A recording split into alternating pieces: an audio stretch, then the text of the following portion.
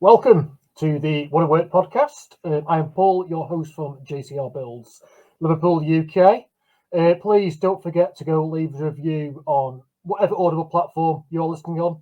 Once I get to 500 reviews, I will do a worldwide giveaway. I'll make sure it's worth your while. So please do give us a like. Likewise, if you want to reach out, if you want to be a guest on the show, you have any comments, questions for any of our past guests, please drop me a link on any social media, whether it be the Wooden Work or the JCR Builds page. Right, so today we have our guest on. We have Dan from Iluka Tools and also Iluka London. It's his two double businesses. Well, two separate businesses, but you know what I mean. So, Dan, welcome. Thank you for joining us. Thanks for having me. Right. For those people that don't know who you are, could you just give us a brief introduction of yourself and what it is you do and etc.? So, as we said, my name's Dan. I started Iluka London about 5 or 6 years ago. We started out doing lighting, and we've moved into furniture and other accessories. And then started Iluka Tools about kind of 2 years ago properly, and that's selling or design printing and selling 3D sanding attachments for various types of sanders. So that was kind of born out of necessity. I used Mercaderos in the workshop, and they didn't have a sanding attachment for that, so I thought I'd design and print one. Bought a 3D printer, and here we are. I mean, from that, it sort of spawned as well quite quickly because, I mean, I know the festival do the one for the ETS 125. I mean, I had one Yep. of them originally. Unfortunately, that sander is absolute garbage.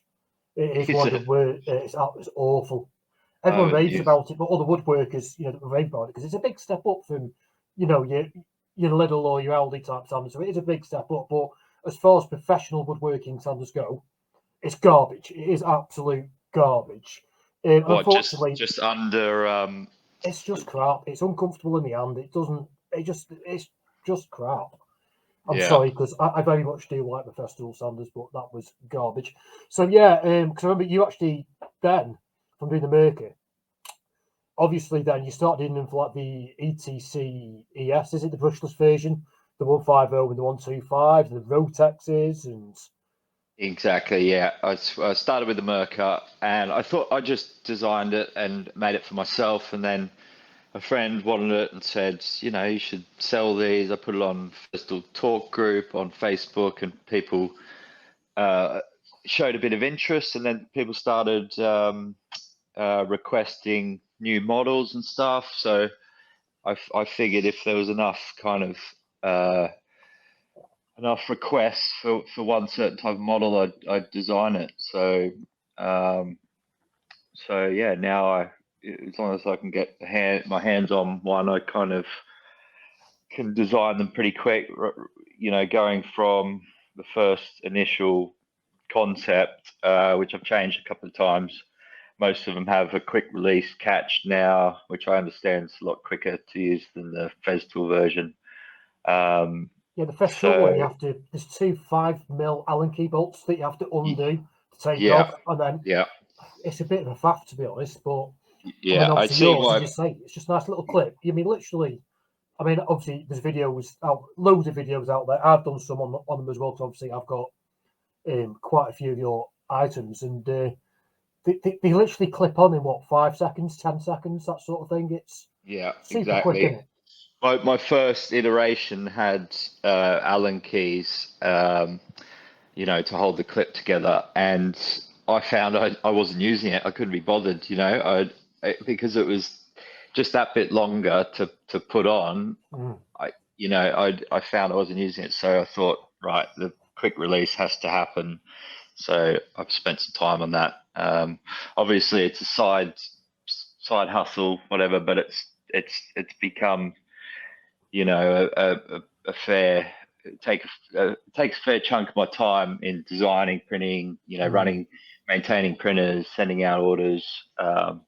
So yeah, I'll get a couple of orders a day and work on them at night or whatever in the morning, and then try and balance that with the workshop time, really. Yeah, well, that's it. I mean, 'cause the thing is because obviously, as you know, I mean, I do some 3D printed items and tools and that sort of thing myself. Yeah, I saw that the hot Yeah. rods. Yeah, I mean, I've been printing stuff for Okay. about 4 or 5 years, and then I've designed several of my own items. Obviously, I'm working on a few other things at the minute as well, which I'm not releasing. I'm not going into because I'm not putting it out there because it'll be copied again. Yeah, I used to do it, but then I got I got copied off a few people, which I know is inevitable. It's going to happen. But then they were claiming it was their idea. I was copying them, and people started slagging me off. I'm like, I put it out on social media 3 days before he did. How could I have possibly copied him? It's impossible. Yeah. He copied my design blatantly. Yeah. So, Unfortunately, the internet is the wild, wild west of copyright. Well, that's it. Because I mean, the thing is now there's several other people that do the right angle attachment. I mean, there's files on Thingiverse now that you can download for free. But what people don't realize, and obviously these questions or comments come up in the groups, what they don't realise is it's not that easy to print something of that scale, of that size. You need to have the printers dialed in for quality, and especially if you're using something like a carbon fibre filament, because they can just destroy nozzles in seconds, can't they? Yeah. The maintenance. Are you still on Ender 3s?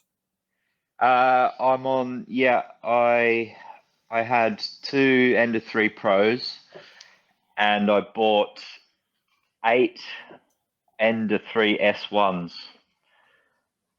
They are, direct drive, high temp nozzle, just all round. They were just easy, quick to set up, and they run pretty smooth.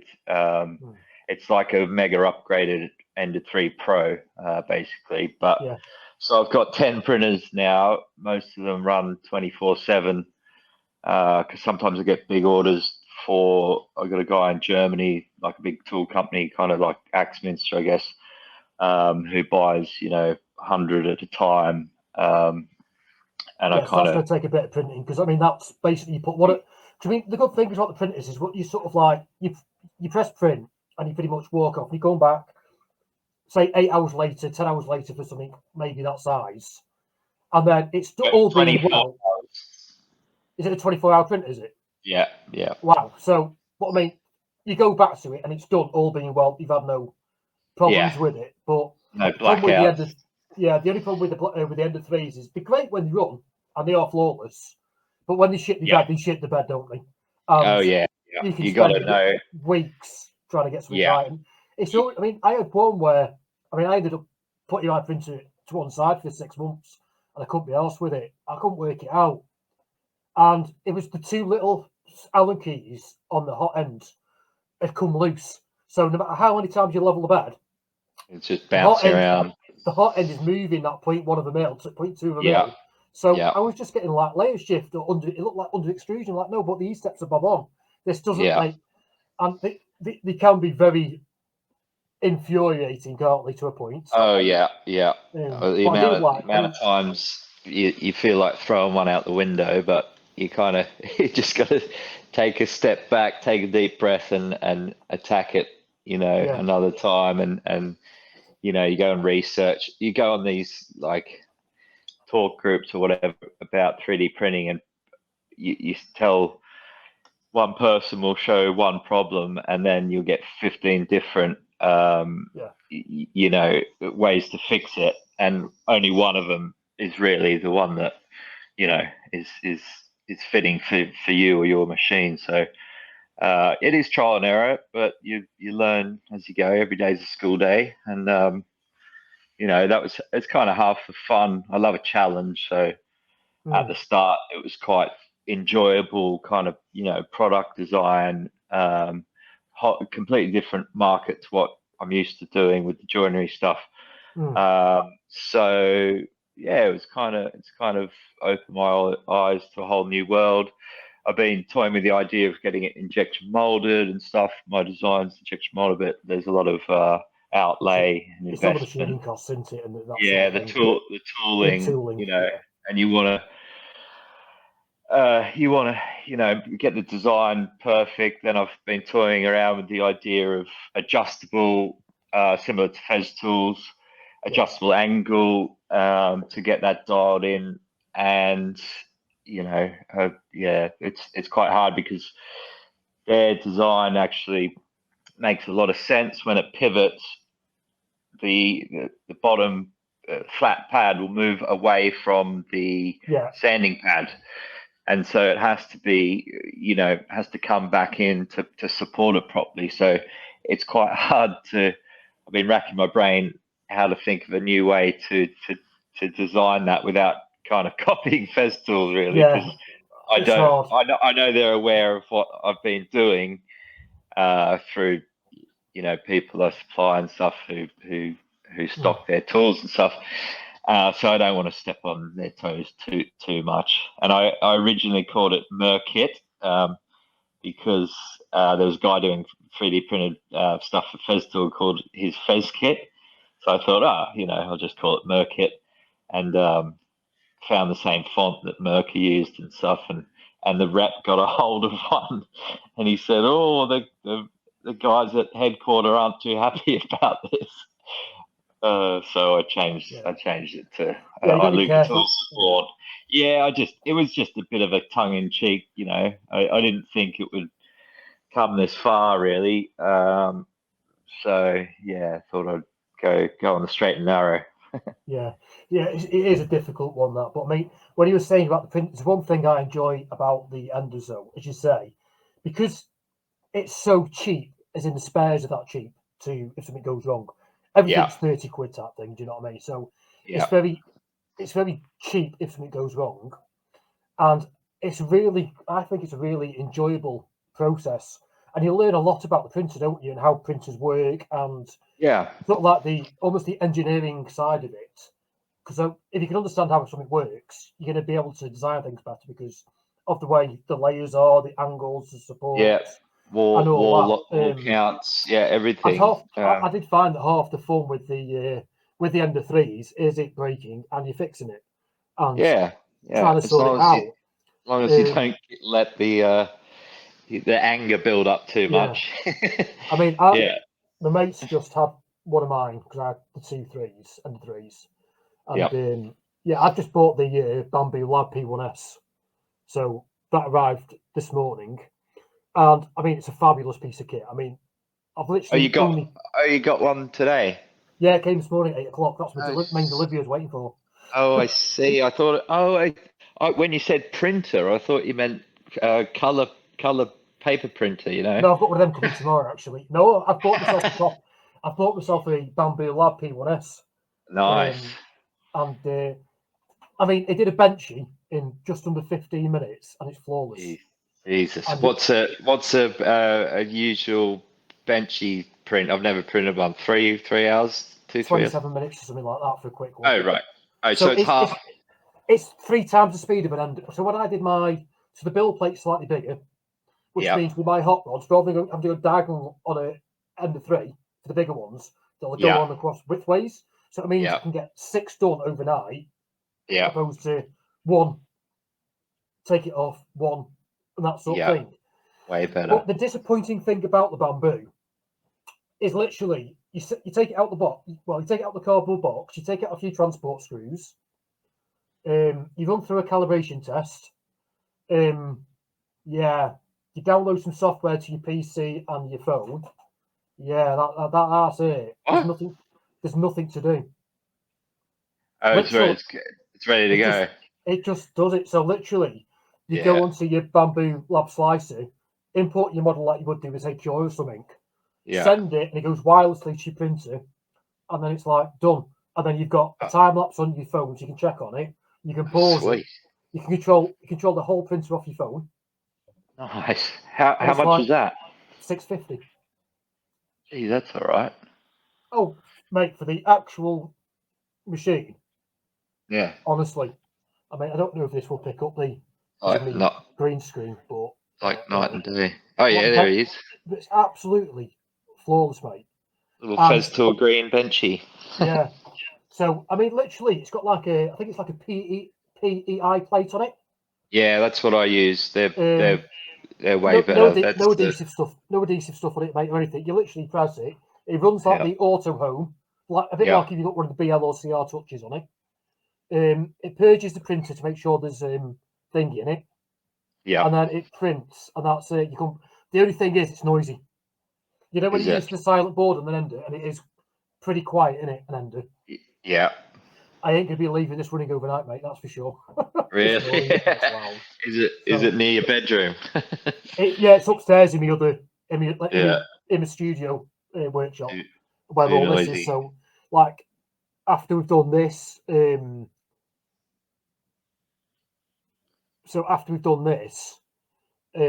got some voiceovers to do. So again, I can't actually have the printer running because of the noise for the I voiceover. see. The ender, you could probably get away with it. I could put the ender on the other side of the room, even Yeah. though it used to live next to me here, Yeah. and you get away with that because it was quiet enough. I guess that's the price you pay for 3 times the speed, hey? Yeah, well, it is that. But the other good thing is because they have this AMS unit, you can put up to 4 of them on. So each AMS unit will hold 4 different filaments, colours, and so effectively you could do a 16 colour print. That is pretty impressive. Hmm. I mean, each AMS, Might which is have to 4 look into that. colours, so each colour, so you get 4. So each AMS is about £300, I think it is. So it's it is a fair bit of money. Don't get me wrong, Yeah. but then you could do a 16 colour print for less than £2,000 on one Yeah. machine. That's, I mean, honestly, I mean you can get the X1. So there's the P1P, which is not enclosed. It's more like just the open printer. I bought the P1S, which got the better little control screen, and it's enclosed as well, so I can print ABS, ASA, all them straight on it straight away. Yeah, So I nice. thought, it's only the P1S is only an extra £100, you see. So I thought I may as well just pay Step up. 100. I've got the option then, haven't I? Do you know what I mean? Yeah. But yeah, Buy once, cry once. yeah. I mean, honestly, mate, it it's ridiculous how much technology is in there for £6,500. Really is. Yeah. But yeah, that's yeah, it's a bit of fun. But yeah, so you were saying also, sorry, so with your Iluka tools, so you got Iluka London as well, which is your furniture. Because you do a lot of like nice doorknobs and lamps and Yeah, so we started out with the lamps. So this is before the big trend of resin and wood kicked off. We started experimenting in a flat in London about kind of 8 years ago, I guess. And I was still doing graphic design, and my wife was doing interior design. So um, both we both obviously like nice things, and we thought we should combine together and kind of create our own business. So she was showing me pictures of these expensive lamps with like acrylic and brass and stuff, and I thought, if we could get some burr wood and cast that in acrylic or resin, which we've kind of do kind of half, then we could have a nice product or a nice lamp base. So kind of going for functional art, I guess. Something a bit different. So as time's moved on, and we've experimented loads and whatnot, and we launched with a range of like, I don't know, 20 lamps or something, and did a little launch party in a gallery or whatever. And then from there, yeah, we've kind of started making like pendant lights, and obviously we do the tables, the river tables, but we kind of, don't like to do them too much, because although people still come to us and request them, just because everyone's doing them, but I guess we try to do them a bit different, a bit more higher end by putting nicer bases on bit them. more unique almost to come out more sort of different. prestige. Yeah, It's very much prestige stuff. brass I'd say bases. your stuff, it isn't your sort of your running your mill type, say, furniture that like I would make as a joiner. It's very more sort of the high end prestige, fancy pants London stuff Yeah, that you're doing, isn't exactly. it? Exactly. That's where most of our designers are from. We sell a lot to trade. So, an interior designer will be doing a house for a client or a renovation, whatever, and they'll come to us and say, right, can you make this, that, and the other? And so we'll work from that. Everything's kind of bespoke by nature anyway, because all the wood's different, sizes are different, whatever. So, but we have a small kind of range on the website just to keep, show people what we can do, basically. But yeah, we've recently just done a chair, which is kind of metal frame and upholstered seat, just to go with, the tables we sell, which has been fun. That was fun to design in Fusion. And recently doing a lot of stuff for kind of companies that'll come to us to do a part of whether it be lighting or furniture or whatever. It's got a resin element, so they'll come to us, and so we kind of collaborate, but we're like silent collaborators, if that makes sense. So we can't really show anyone or share pictures on social media. So, but it's kind of nice because it's just another form of problem solving, just kind of you get a design and then you work out how to make it and kind of experiment or do sampling and yeah, so keeps me busy. Yeah, I mean, it's interesting you said, because obviously you said, just there, just going to go, because you said obviously you were a graphic designer originally, because that Yeah. was in fact how I got introduced to you or came across you originally. True. Oh yeah, I forgot think that. I did. that was it must be about 6 years ago now, something like that. So Yeah. Dan, actually, it was one of the Facebook groups, whatever. I wanted a new logo and for my company, and Dan actually designed my logo for my JCR.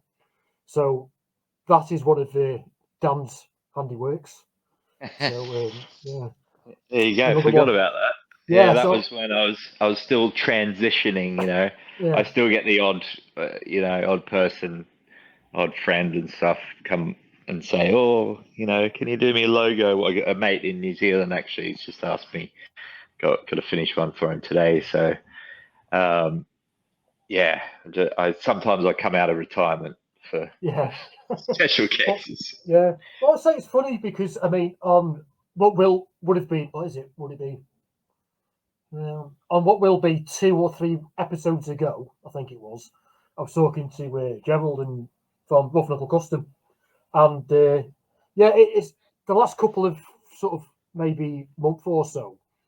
It's weird because I've actually started now, sort of like, even though we've spoke via message for on and off for years type Yeah, thing about all different things. yeah, Um, it's the first time we've ever actually spoke in a conversation in any form, isn't it? yeah, Um, exactly. Even yeah, if so it's virtually, yeah, yeah, but yeah, say it's funny because I've had quite a few people this last month or so, and I've got some more that I've got plans for the near future of guests of people I've been speaking to for years, yeah, and yeah. I've never Who spoke. you, When I say speaking, it's a message on one of the social media platforms, not exactly, speaking. exactly. Yeah, Um, speaking out loud. Yeah, it's yeah, so funny like that. it's been quite yeah, it's made this sort of podcast process a bit different, and you know, putting a lot more faces to names type thing. That although we can Definitely. see what everyone looks like on social media these days because it's on your phone in your hands, Yeah, it's yeah, very much different speaking to someone than, because obviously like when you do a reel and you're videoing yourself for whether it be an Instagram reel or a YouTube or whatever, you're acting very differently to what you'd act in just a casual conversation. So obviously your guard's down type thing now because it's just having a chat type thing, and it's I find it's been quite interesting and quite a bit of a it's just nice to actually talk to people that never spoke to, even though I've been speaking for 6 years, 7 years, whatever. Must be how long been in this house? I've been in this house 8 years now. So 7. It would have been about 7 years ago we did my logo now, Yeah, it'd be about 7 years. Time flies, hey? Yeah, that's it. Still using it. I mean, here you go. I've even got it on my mug there, look. Nice. Branding.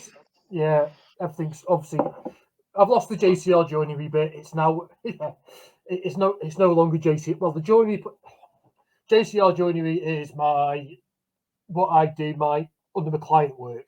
So when I go and do installs for clients, like media walls, making bits of furniture, that's done under the JCR joinery.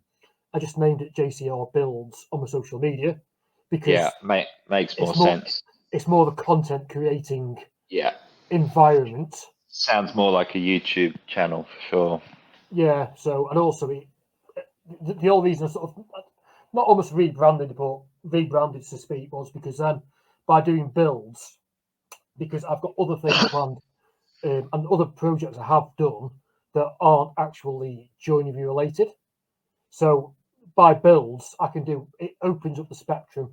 Yeah, bigger envelope. Yeah. So I mean, I've got some electroplating what to do. There's 3D printing videos there. There's all different things. There's a Warhammer one I'm in the middle of the process of doing, and it just allows a broader spectrum rather than thing. But I have been filming. I've been filming today actually.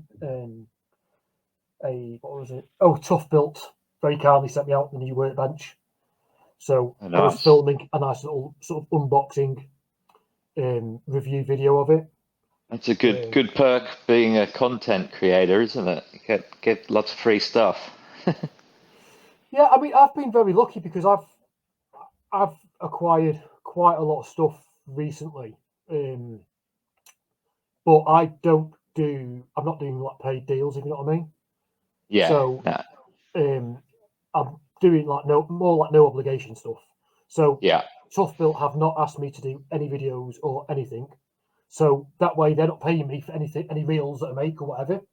Yeah. So everything I do is off my own back. At least that way I can say what I want to say. Yeah, you can be honest and if they know it's a bit more real, it's a better review anyway. If you're honest and you point out positives and negatives, I think it just looks better for the brand, even if there are a couple of minor negatives. I did the same with the edge sanders. Actually, sent them out to a few people on Instagram with a good following or whatever, and no obligation. Just said, if you want to share it, I'll send you out one for free. But if you want to share it. I'm not going to pay or anything. One guy came back to me and said, "Oh, can you fill out this form for?" And I said, "Well, no, I'm not paying for it. I give you a free one. If you don't want to share it, don't share it. Whatever." But I thought you might find it handy, and if you find it handy and it comes in to one of your videos, then all good, all gravy. Yeah. But I'm not, a small company. I'm not really going out. I'm not that desperate to go pay people for reviews or whatever. No, it's a different one though, because obviously the thing is, I mean, I do obviously know, a lot of other content creators, and they do require paying for reels or whatever. Yeah. And that's fine, because the thing is, that's how they're making their money. Totally. Yeah. That's how. That's their wage effectively. Yeah. It doesn't suit my size of business. That's all. No, absolutely. These same guys are doing paid app reviews. I saw one example is Monkey Boy's Workshop. Yeah, Sam. Yeah, Sam. He's a lovely guy. Man, yeah. I think I put you on. I did put you onto him. Yes, I thought he'd be the ideal person for you. He was great. And at first he said, "Oh, I do. This is my fee and whatever. I said, oh no, it's not like that, And he said, oh, you're another maker. Oh yeah, okay, I'll help you out, or and it was still no obligation. But then he thought, this is actually a really cool tool, really handy. I think he had the Fez Tool 150, and he's got like, the this is great. 150, And I got a great spike in sales and follows, whatever. But it was funny because I did the video on a reel a couple of weeks before, and it did quite well. My reel, don't you? But I mean, bear in mind, I think at the time I only had about 3,000 followers or something. Do you know what I mean? And not a lot. So obviously, I know I put you onto Sam, knowing full well that his size of account and all that and everything. He did his reel. It was funny because I spoke with Sam about this as well. I speak to Sam on a regular basis, and and his reel was almost identical to mine. I'd say his was filmed a bit better because he's got that creative eye. He's got the touch. But I mean, like his reel did something like 100 times better than the first 90 seconds of my reel did full stop. And you're like, yeah, that's what you get when he's got I think he's up to about 200,000 followers now. Do you know what I mean? He's 253. I'm just checking now. As a I was trying to see how. But yeah, he's Sam's a great lad. He just pumps out the content and makes nice stuff too. He's a good designer. He's good. He is very talented. Good all rounder. And again, it's not his original profession either. No, he was on Broadway or something, wasn't he? Dancer. Yeah, he was in the Harry Potters, Was he? Yeah. We always laugh about that because now I've sort of seen him in the Harry Potter. He was on the stage on one of the Grand Hall things. I can't remember which one it was, but now we know which one. But now every time we watch the Harry Potter, but every time I see him on it now, I can't unsee it. It's one of those things you can't unsee. You know what I mean? Like, there he is. Yeah. So he was an actor. That reel he shared had 900,000 views. There you go. And I had about 100 new followers overnight. Yeah. Which is nice. But that's what you do. You help each other out, don't you? In the community, especially kind of UK and not just UK but abroad as well, but especially UK, I think, because it's a smaller community here. There's a lot more woodworkers out there, but I guess it's harder to become a kind of woodworker, content creator, when rent is so high and you want a big workshop but you can't afford it. And it's real estate in the UK is tough.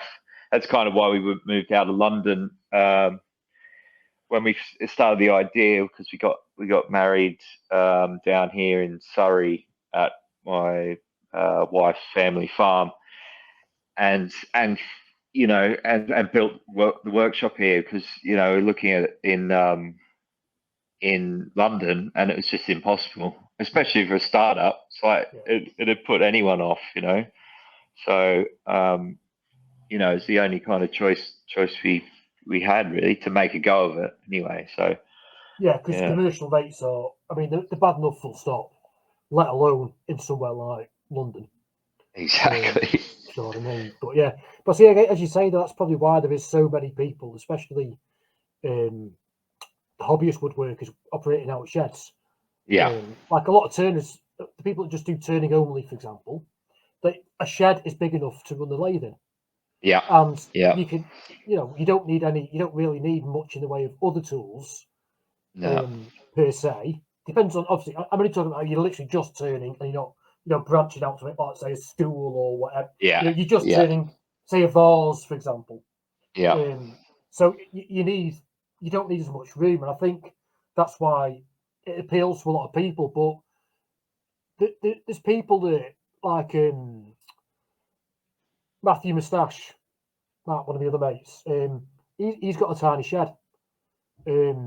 Jason, little garage workshop, he's just built himself it's not even quite a double garage size shed in his garden.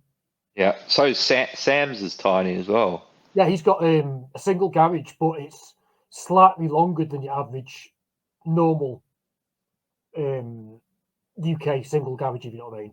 So it's Right. like it's just a bit longer. I think it's like just under 2 normal garages long. Yeah. So maybe 1 3/4, 1.5, 2. But it's only, you can virtually go from one side. I've never been to Yeah. Sam's yet, but you can almost. It's not far from being able to touch wall to Just swing a wall. cat in there. Yeah, no, it's tiny. But I see. Well, I'm operating out my studio stroke workbench. It's in a double bedroom. Yeah. So yeah, it's double bedroom. People don't believe me. Like, well, why not? Yeah. You've got to work with what you can work with. Yeah. I It's can't what you afford do with it. I can't afford the £2 between rent and rates on a workshop. I'd have No to way. employ 3 people to Yeah. make the same amount of money. It's not worth And it. then if you have a bad month and you're toast. Yeah. Yeah, It's it's just too much for me. I say I'd have to get 3 more lads, triple my workflow to get the same yeah. money, just to get a nice Yeah. workshop. And then It's pointless. too I'm much managing stress too. I'm managing to do the big installs that I do between a gazebo in my driveway, and a small double bedroom workshop.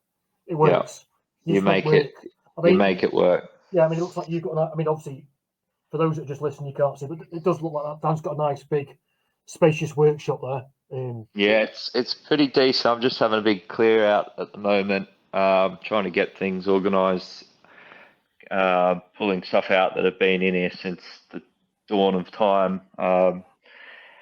and just get it nice and clear once and for all. It's great. But it's full. We got this next project. It's a 3.5 meter table by 1.4 going to Q8. Um, you know, so it You're gonna will need some fill room up. for that, aren't you?